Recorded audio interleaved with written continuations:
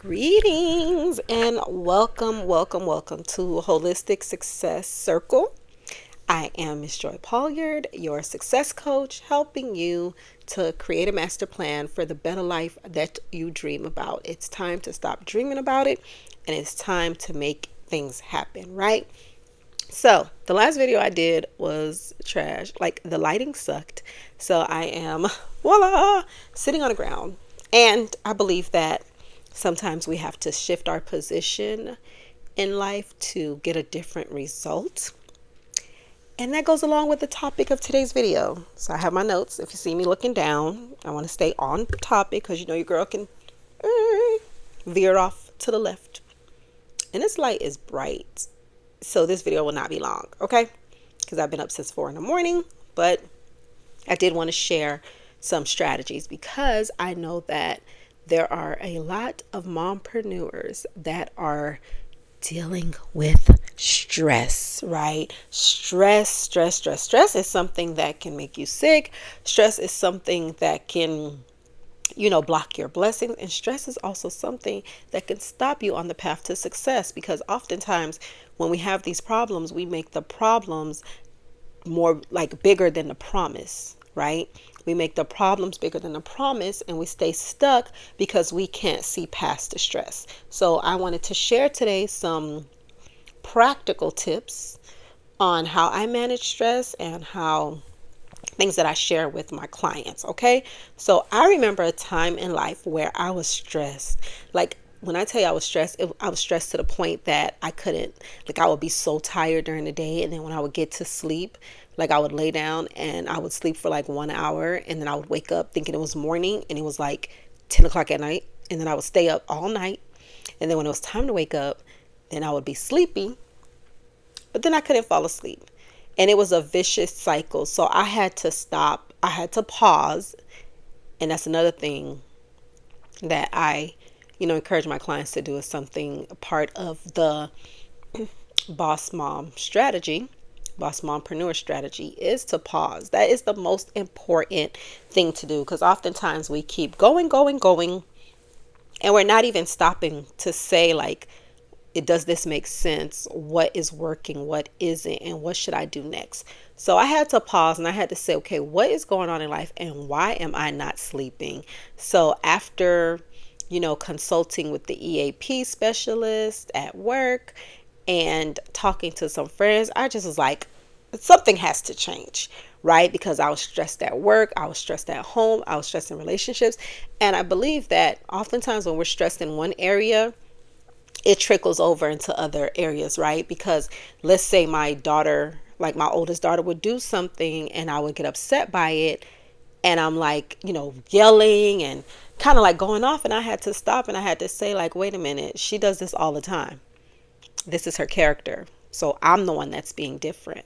So what makes this time different than all the other times where she'll ask me 10,000 questions or where she doesn't want to get up for school or where she doesn't want to take a bath, but then she doesn't want to get out the tub.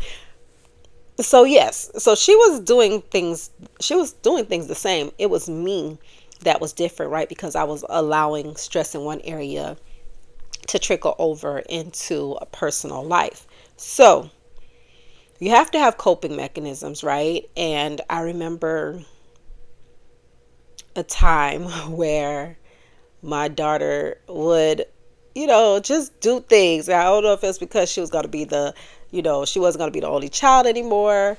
I don't know if she was regressing, but she would do these like things that just would like make me want to scream. But I had to learn, like, I'm not going to give her the reaction that she wants.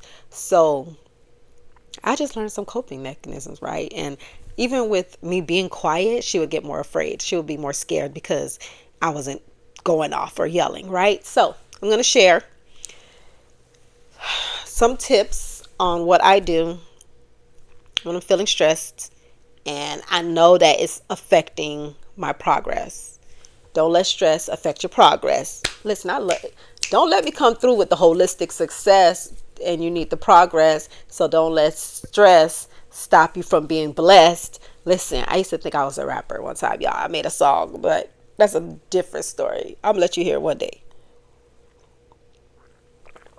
It's time for my afternoon cup of hazelnut coffee. So, one second.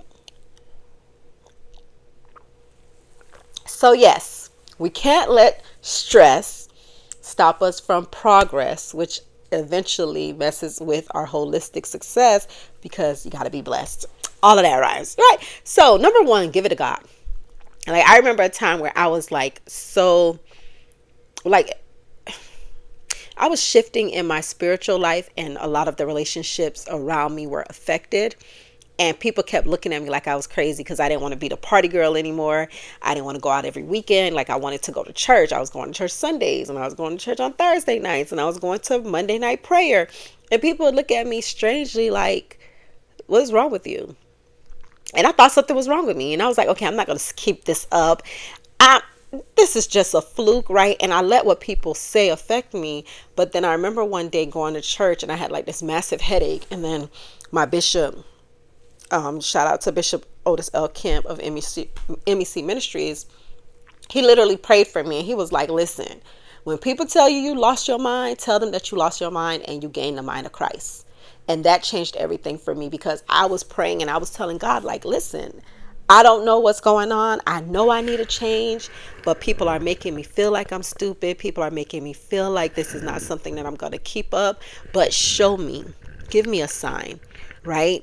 And oftentimes, when we're going through something, we feel like we're going to be defeated. We feel like, the stress is going to take us out. But give up, and then what? What's on the other side of giving up? So what did I do? I give it to God. I actually created a physical box that I put stuff in. Things that I feel like are blocking my vision, are blocking my path to success. I put it in that box, and I write it down on a Post-it note or on a piece of paper. And once I put it in that box, I'm no longer allowed to let it dwell, because as soon as the thought comes up, I done gave it to God. And by me trying to take things out of that box, that means that those things are bigger than the God that I serve. And I know the God that I serve fights all my battles, and that all things work together for the good. So, number one, you're going to give it to God. Number two, take a deep breath. Oftentimes, like, I remember a lot of times being stressed, right? And overthinking things. And, my watch would tell me, like, shout out to the Apple Watch. The Apple Watch will literally say, take a deep breath. And I'm like, I'm breathing. But I realized that every time the watch told me to take a deep breath, that was a time where I was overthinking something, that I was already like in the future, making myself anxious on something that hadn't even happened yet, like playing out all these different scenarios. So I had to tell myself to stop that, right? Take a deep breath. Because the beautiful thing is, you can't breathe if you're telling yourself, breathe in, breathe out, breathe in, breathe out. It is well with my soul. It is well with my soul. All things are working together for the good. God is going to make it all make sense. I am blessed by the best, and this is part of the process.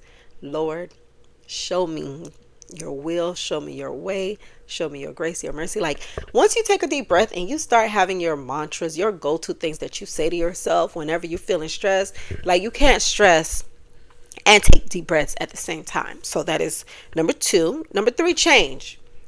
Oftentimes you have to change your friendships. You got to change your relationships. You got to like change. Like, I remember being tired all day and then getting to bed, and then my daughter would be like wanting to jump around and do all these things at bedtime, and I had to set my boundaries. I had to say, girl, once you get in this room, go. You don't even want to sleep in your own bed.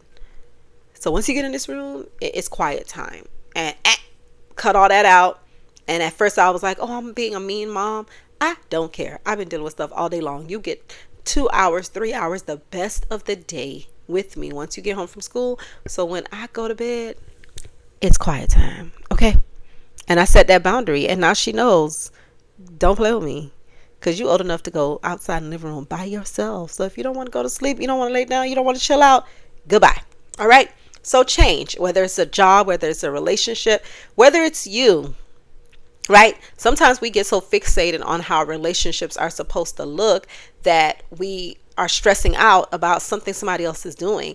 And one thing I realize in this season is that God is making me apologize more and like take accountability and blame. And that is something that I used to always do, because low key your girl thought she was going to be a lawyer one day, right? Like I would hard down, even if I was wrong, I would still win the argument. But God is showing me like how to really let go and let God. And I've been changing on just apologizing. And it's so funny that something that I'll be like wrestling with in my head, now when I let it go, I'm free to go on. I'm free to like keep it moving. And it's actually really been helping. So thank you, God, for that strategy, right? And then number 4 is practicing gratitude. I saw something on Instagram recently that really hit home, because like, of course, I have a soon to be 1-year-old that wants to eat half the food and the other half of the food is going to go on the ground, right? And I saw a post on Instagram that was like, basically, you know, that when your house is messy and when your house is like cluttered and stuff, that you have little hands and little feet and little hearts that give you big love that are making all the mess. So I'm paraphrasing y'all, because that's not exactly what the post said, but it, in essence, it said like, you know, you got to practice like gratitude. So even though I just finished sweeping and mopping and cleaning the kitchen, that I'm feeding this little girl because I'm letting her feed herself, because I'm not trying to hold on to all that control, and the floor is dirty because half of the food is on the floor, I just say, you know what? I'm so grateful. I'm so happy and grateful that I have these little children that, you know, allow me to have something to clean. Because imagine how would I feel if they weren't here, right? And another thing is practicing gratitude for like, thank you. I have the mop, the broom, the cleaning products to, you know, clean up after them. So it's just reframing the mindset. And it might sound silly, it might sound corny, but that is something that I do. And I just say, da da da da da, we gotta clean up. Oh, that's a bonus. Make a song. Like I would make a song about anything. Like I remember I used to work at a job that was very stressful, and every time something happened that I had no control over, I was like, well, I'm on the clock. I'm getting paid. So I made a song that was like, I get paid to do this ish. I get paid to do this ish. I get paid to do this ish. Hey, hey. And I'll be dancing and people like, why are you dancing? Why are you singing? Like, I was like, singing is keeping me sane. Okay. So that was a bonus. But number 5 is journal. I can't tell you how many times I don't practice journaling as much now as I did before, but the seasons of my life where I felt the most burdened, the most heavy, the most disgruntled, like I used to journal sometimes 2 to 3 times a day. Whenever my heart feels heavy, I make sure to journal, because the beautiful thing is with journaling is that oftentimes we forget the things that God does, right? And the beautiful thing about journaling is that when you write it down and you go back and you reflect, you can say, well, dang, I thought I couldn't get over this, but God delivered me from that. I was able to move past that. So if he did it before, he's going to do it again. And if I survive that, what is too big for God? All right. So just wanted to share this video. Hopefully this helps you on your path to holistic success, to stop stressing as much. I'm just going to do a quick recap. Stress can stop you in your tracks on trying to achieve success. So in order to have progress and you want to be blessed, focus on these 5 steps. Number 1, give it to God. Number 2, take a deep breath. Number 3, change what you can, like that serenity prayer says.